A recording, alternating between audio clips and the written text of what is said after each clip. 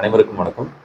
இன்னைக்கு நம்ம பேசக்கூடிய டாபிக் வந்து கிட்னி ஹெல்த்தியாக வச்சுக்கிறதுக்கு நான் என்ன பண்ணணும் அப்படிங்கிறது தான் காமனாக கேட்கக்கூடிய கேள்வி. அதை பற்றி தான் நீங்கள் பேச போகிறோம். அதுக்கு சில ஹெல்த்தி ஹேபிட்ஸ் பற்றி நான் உங்களுக்கு சொல்ல போகிறேன். ஜென்ரலாக அது நாட் ஓன்லி ஃபார் கிட்னி, அது ஹார்ட்டுக்கு, பிரெயினுக்கு, நம்மளோட ஹெல்த்துக்கு, நம்மளோட பிரெயினுக்கு எல்லாத்துக்குமே ஒரு 7 இயர்ஸ் பற்றி இன்னைக்கு நம்ம பேச போகிறோம். அதுக்கு முன்னாடி கிட்னிக்குன்னு ஸ்பெசிஃபிக்காக ஒரு பர்டிகுலர் ஹெல்த்தி வே அப்படிங்கிறது எதுவும் இல்லை. ஆனால் நம்ம கிட்னி ஃபெயிலியருக்கு என்ன காரணம் அப்படிங்கிறது நம்ம ஏற்கனவே வீடியோஸில் பேசியிருக்கிறோம்.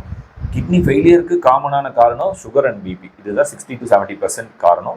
அது போக ப்ராப்பரான இன்ஃபெக்ஷன் ட்ரீட்மெண்ட் எடுக்காம விடுறது, கிட்னி ஸ்டோன் இருந்து ட்ரீட்மெண்ட் எடுத்துக்காம விடுறது, அப்புறம் மற்ற சில வியாதிகளை பற்றிலாம் இருக்குது. பட் நம்ம காமனாக இருக்கக்கூடிய அந்த சுகருக்கும் பிபிக்கும் நம்ம என்ன மாதிரி ஹேபிட்ஸ் எல்லாம் எடுத்துக்கணும் அப்படிங்கிறது நம்ம ஏற்கனவே பேசியிருக்கோம். அதை பற்றி ஒரு ஷார்ட்டாக சொல்லிடுறேன்.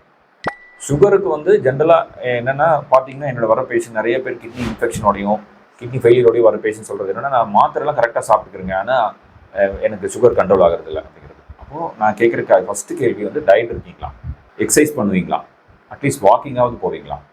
அதை 3வது தான் நீங்கள் மெடிசன். அதாவது ஃபஸ்ட்டு வந்து டயட், 2வது வந்து எக்ஸசைஸ், எனிதிங் எக்ஸசைஸ். ஜிம்முக்கு போகாட்டி கூட ஒரு வாக், ஒரு 45 minutes வாக் டெய்லி அப்படிங்கிறது கம்பல்சரி. இது 3வது தான் நீங்கள் சாப்பிட்ற மெடிசன் அப்படின்னு நான் சொல்லுவேன். நீங்கள் மெடிசனை மட்டுமே டிபெண்ட் பண்ணியிருந்தீங்கன்னா அந்த மெடிசன் கொஞ்ச நாள் கழிச்சு அது கேட்காது. அப்புறம் இன்சுலின் போடணும், அப்புறம் இன்சுலினும் கேட்காது, ஒரு ஸ்டேஜில் என்ன ட்ரீட்மெண்ட் எடுத்தாலும் கேட்காது. ஸோ அது நம்ம சொல்லக்கூடிய ஜென்ரல் அட்வைஸ் வந்து டயட், எக்ஸசைஸ், அப்புறம் மெடிசன்ஸ். ரெகுலராக சுகர் செக் பண்ணிக்கணும். இது சுகர் இருக்கிறவங்க கிட்னி நீங்கள் பாதுகாக்கணும்னா இந்த விஷயத்தை ஃபாலோ பண்ணால் போதும். பிபி இருக்கிறதும் அதே மாதிரி தான். பிபி மெடிசன்ஸ் ரெகுலராக எடுத்துக்கணும், பிபி ரெகுலராக செக் பண்ணி பார்த்துக்கணும், எக்ஸசிவ் சால்ட் அவாய்ட் பண்ணிக்கணும், முடிஞ்சால் யோகாலாம் பண்ணிக்கிறது ரொம்ப ரொம்ப நல்லது. அப்புறம் பார்த்தீங்கன்னா ஸ்டோன் இருக்கும், நாட்டு வைத்தியம் போய்க்குவாங்க, கண்டுக்காம விட்டுருவாங்க. அப்புறம் 1 வருஷம் 2 வருஷம் பெயின் எப்பவுமே கிட்னி ஸ்டோன் பெயின் வந்து விட்டு தான் வரும். ஸோ பெயின் இல்லைன்னு சொல்லி கண்டுக்காமல் வருஷக்கணக்காக விட்டுருவாங்க. அப்புறம் பார்த்தா கிட்னி ஃபெயிலியரோட வருவாங்க. இந்த மாதிரி நிறைய பேர் நாங்கள் பார்த்துருக்கோம். ஸோ அது நீங்கள் ஸ்டோன் இருந்ததுன்னா ப்ராப்பராக வந்து ஸ்கேன் பண்ணி டாக்டர்கிட்ட கன்சல்ட் பண்ணி அவங்களோட அட்வைஸை வந்து கரெக்டாக ஃபாலோ பண்ணணும். இன்ஃபெக்ஷன் இருந்தாலும் அப்படி தான், அதையும் உணவு உதாசீனப்படுத்தாமல் இன்ஃபெக்ஷன் கரெக்டான முறையான வைத்தியம் பண்ணணும். இதுதான் ஜென்ரலாக நம்ம கிட்னியை பாதிக்கக்கூடிய சில விஷயங்களை நம்ம எப்படி பாதுகாத்துக்கணுங்கிறத பற்றி நான் இப்போ சொல்லிட்டேன். அப்புறம் நம்ம 7 இயர்ஸை பற்றி தான் இன்றைக்கி நம்ம பேச போகிறோம். அது வந்து நாட் ஓன்லி, நான் ஏற்கனவே சொன்ன மாதிரி, not only for kidney, for brain, heart, everything எல்லாத்துக்குமே அந்த 7 இயர்ஸ் பற்றி நம்ம தெரிஞ்சுக்க போகிறோம் இன்றைக்கி. 7 இயர்ஸில் ஃபஸ்ட்டு எஸ் அப்படிங்கிறது என்னன்னு கேட்டிங்கன்னா ஸ்லீப். ஸ்லீப் வந்து அவ்வளோ முக்கியம். ஆக்சுவலாக நம்ம தூக்கம் தானுங்க, அது என்னங்க அது இருக்குது, தூங்க தானே நம்ம தூங்கிட போகிறோம் அப்படி கிடையாது. அதாவது minimum 7 to 8 hours of good sleep, healthy sleep அப்படிங்கிறது நம்ம சொல்கிறோம். என்னடா ஹெல்த்தி ஸ்லீப்னு சொல்கிறீங்க. அதாவது நீங்கள் தூங்குறது வந்து நைட்டு தான் தூங்கணும். யூஸ்வலாக அரௌண்ட் 10 o'clock to 6 o'clock. அதுதான் நார்மலாக. அதாவது எப்படின்னா நம்மளோட மெலட்டோனின் செக்ரீஷனுங்கிறது எப்போ வரும்னா நைட்டு தூங்கும்போது தான் அந்த மெலட்டோனின் செக்ரீஷன் வரும். டேல நீங்கள் தூங்கினாலும் அது வராது. மெலட்டோனின் வந்து நம்ம உடம்புல இருக்கிற பல விஷயங்களுக்கு ஹெல்ப்ஃபுல்லான கூடிய ஹார்மோன். நாட் ஓன்லி தட், அடுத்த நாள் நம்மளுடைய மென்டல் ஒர்க் எப்படி இருக்கும், நம்மளுடைய ஃபிசிக்கல் ஸ்டாமினா எப்படி இருக்கும், இது எல்லாமே டிசைட்ஸ் ஆகும் ஒன்லி அந்த ஸ்லீப். ஸோ ஸ்லீப் வந்து கம்பல்சரியாக ஒரு நாளைக்கு 7 to 8 hours ஸ்லீப் வந்து கம்பல்சரி. பர்டிகுலர் நைட்டு தான் தூங்கணும். அது ரொம்ப ரொம்ப முக்கியம். அப்புறம் நீங்கள் மினிமம் 1 hour முன்னாடி உங்கள் ஸ்க்ரீன் எல்லாத்தையும் ஆஃப் பண்ணிவிடுங்க. புக்ஸ் படிங்க. டிவி, ஃபோனு, லேப்டாப் எதுவுமே பார்க்காதீங்க. புக்ஸ் எடுத்து படிங்க. இல்லாட்டி யார்ட்டையாவது பேசிகிட்டு இருங்க, ரிலாக்ஸாக பேசிகிட்டு இருங்க, போய் தூங்குங்க. இதுதான் first. Sleep is very very important. Sleep வந்து ரொம்ப முக்கியம். 2வது வந்து பார்த்தீங்கன்னா ஸ்வெட். ஸ்வெட் அப்படின்னா என்னென்னா எக்ஸசைஸ் பண்ணணுங்கிறது அந்த ஸ்வெட். எஸ்ங்கிறது ஸ்வெட். அதாவது ஒரு நாளைக்கு மினிமம் 45 minutes to 1 hour நீங்கள் எக்ஸசைஸ் பண்ணணும். Any form of exercise. நீங்கள் வந்து வாக் போடலாம், ஜாக் பண்ணலாம், ஜிம்முக்கு போகலாம், யோகா பண்ணலாம். எனி எக்ஸசைஸ் ஸ்வெட் ஆகணும் உங்கள் உடம்புல. அந்த ஸ்வெட் வந்து ரொம்ப ரொம்ப முக்கியம். அதுதான் உங்களுடைய இந்த என்டையர் டேக்கும் நீங்கள் ஹெல்த்தியாக ஃபிசிக்கலி அண்ட் மென்டலி நல்லா இருக்கணும் அப்படின்னா நீங்கள் அந்த exercise is a must. Exercise பண்ணாமல் ஒரு நாள் இருக்கிறதே ஒரு க்ரைம்னு நீங்கள் வச்சுக்கணும். ஆக்சுவலி எக்ஸசைஸ் பண்ணாமல் இருக்கிறத வந்து உங்களுடைய உடம்புக்கு நீங்கள் செலுத்தக்கூடிய க்ரைம் அப்படின்னு தான் நீங்கள் எடுத்துக்கணும். So exercise is a must. So அது வந்து பல வகையில் உங்களோட ஹார்ட்டுக்கு, கிட்னிக்கு, பிரெயினுக்கு, உங்களுடைய எல்லா உடம்புல இருக்க ஒவ்வொரு பகுதிக்கும் அது ஹெல்ப்ஃபுல்லாக இருக்கும். உங்களுடைய போனுக்கு, உங்களோட மசிலுக்கு, எல்லாத்துக்கும் அது ஹெல்ப்ஃபுல்லாக இருக்கும். So exercise is a must. அது 2nd எஸ். 3வது எஸ் பார்த்தீங்கன்னா சப்ஸ்டனன்ஸ் அப்படின்னு சொல்லுவோம். அதாவது நியூட்ரிஷன். நம்ம எப்படி எடுத்துக்கிறோம் அப்படிங்கிறது பொறுத்து அது ரொம்ப ரொம்ப முக்கியம். நீங்கள் வந்து ப்ராசஸ்டு ஃபுட் எடுத்துக்கிறது, இந்த பீஸா, பர்கர் அந்த மாதிரி ஃபாஸ்ட் ஃபுட்ஸ் எடுத்துக்கிறது, அப்புறம் வந்து எக்ஸசிவ் சால்ட் இருக்கிற ஃபுட் எடுத்துக்கிறது, ரிஃபைன்டு சுகர்ஸ் ஜாஸ்தி எடுத்துக்கிறது, இந்த மாதிரி அன்ஹெல்த்தி ஃபுட்ஸ் வந்து அவாய்ட் பண்ணணும். ஹெல்த்தினா என்ன மாதிரி ஃபுட் எடுக்கணும் அப்படின்னு கேட்டிங்கன்னா, நல்ல protein, either animal protein or plant protein, அந்த rich in protein and healthy fats எடுத்துக்கிறது நல்லது.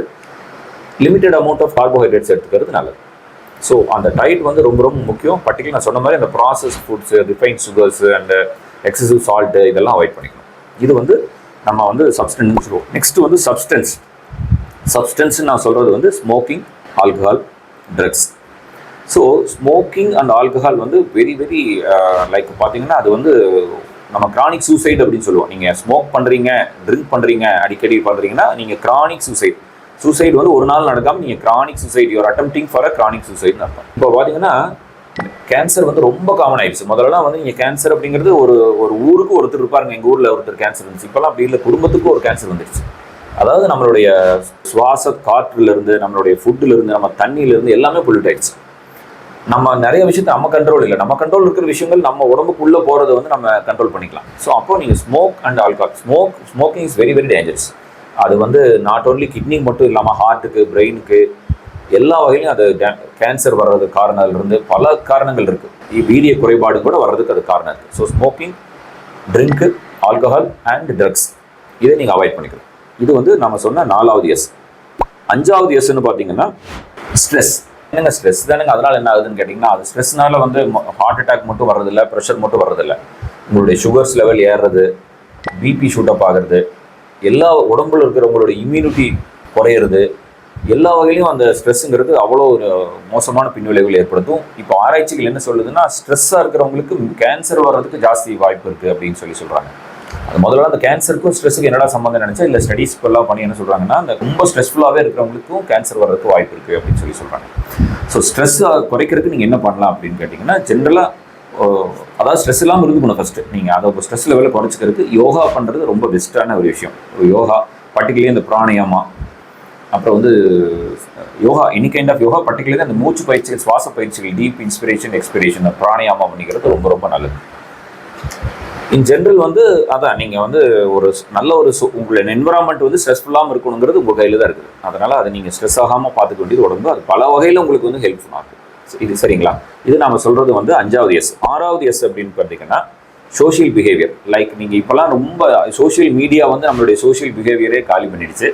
ஸோ சோஷியல் அப்படிங்கிறது என்னென்னா, நீங்கள் எல்லாத்துக்கிட்டையும் நீங்கள் லைக் நீங்கள் காலேஜ் போனீங்கன்னா ஃப்ரெண்ட்ஸ் கூட பேசணும், வீட்டுக்கு வந்தீங்கன்னா ஃபேமிலியோட பேசணும். இப்போல்லாம் வந்து குழந்தைகளே வந்து பேசிக்கிறது. இப்போ எல்லாரும் செல்ஃபோனு, லேப்டாப் வச்சு உட்காந்துட்டு இருக்காங்க. ஸோ சோஷியல் அந்த ஒரு இன்ட்ராக்ஷனே இல்லாமல் போயிடுது. வீட்டில் போய் அம்மா அப்பா கிட்ட பேசுறது இல்லை, ஃப்ரெண்ட்ஸ் வந்தால் பேசிக்கிறது இல்லை, அண்ணன் தங்கச்சி கூட பேசிக்கிறது இல்லை. எல்லாருமே சோஷியல் மீடியாவுக்கு அடிமையாகி வந்துட்டு இருக்கோம். ஸோ சோஷியல் மீடியாங்கிறது கண்டிப்பாக பல வகையில் நம்மளுக்கு நல்ல விஷயங்கள் கொடுக்குது. நான் இப்போ உங்கள்கிட்ட பேசிட்டு இருக்கிறதே சோஷியல் மீடியா தான். ஆனால் ஒரு சோஷியல் மிங்லிங்கிறது அப்படிங்கிறது வேணும். நீங்கள் உங்களுடைய எல்லாத்துக்கூடையும் ஒரு சந்தோஷத்தை, உங்களுடைய தூக்கத்தை, உங்களுடைய கோபத்தை எல்லாத்துக்கிட்டையுமே உங்கள் ஃப்ரெண்ட்ஸ்கிட்ட ஷேர் பண்ணிக்கிறதுல அந்த சோஷியல் மிங்லிங் அப்படிங்கிறது பல வகையில் உங்களுடைய ஸ்ட்ரெஸ் லெவலை குறைக்கிறது மட்டும் இல்லாமல் உங்களுடைய எல்லா வகையிலும் உங்களுடைய மென்டல் ஹெல்த்துக்கு அது ரொம்ப ரொம்ப இம்பார்ட்டன்ட்.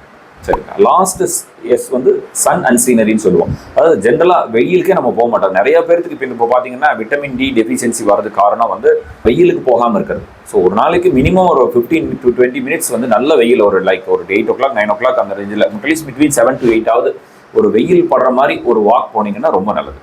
பர்டிகுலர்லி நீங்கள் ஜிம்மில் போய் என்ன வந்து நீங்கள் ட்ரெட்மில்ல ஓடினாலும் ஒரு வெளியே இயற்கையான வெயிலில் வந்து நடந்து போகிறது வந்து ரொம்ப ஹெல்ப்ஃபுல்லாக இருக்கும். அந்த விட்டமின் டி வந்து உங்களுக்கு சன்லைட் மூலமாக தான் கிடைக்கும். லைக் டயட்டில் வரதை விட சன்லைட் மூலமாக இருக்கிறது தான் விட்டமின் டி. அதனால் சன்லைட்டில் இருக்கிறது ரொம்ப முக்கியம். விட்டமின் டி குறைபாடு வந்துச்சுன்னா நம்மளுக்கு ஆட்டோமேட்டிக்காக வந்து நம்மளுடைய போன் ஹெல்த்திலிருந்து எல்லாமே கம்மியாகும். ஸோ இதுதான் நம்ம ஜென்ரலாக நம்ம சொல்லக்கூடிய அந்த 7S. ஸோ அதை நீங்கள் கரெக்டாக ஃபாலோ பண்ணி இது வந்து பர்டிகுலர் கிட்னின்னு இல்லாமல் ஜென்ரலாக ஓவரால் உங்கள் எல்லா ஹெல்த்துக்குமே இது ஹெல்ப்ஃபுல்லாக இருக்கும். நன்றி, வணக்கம்.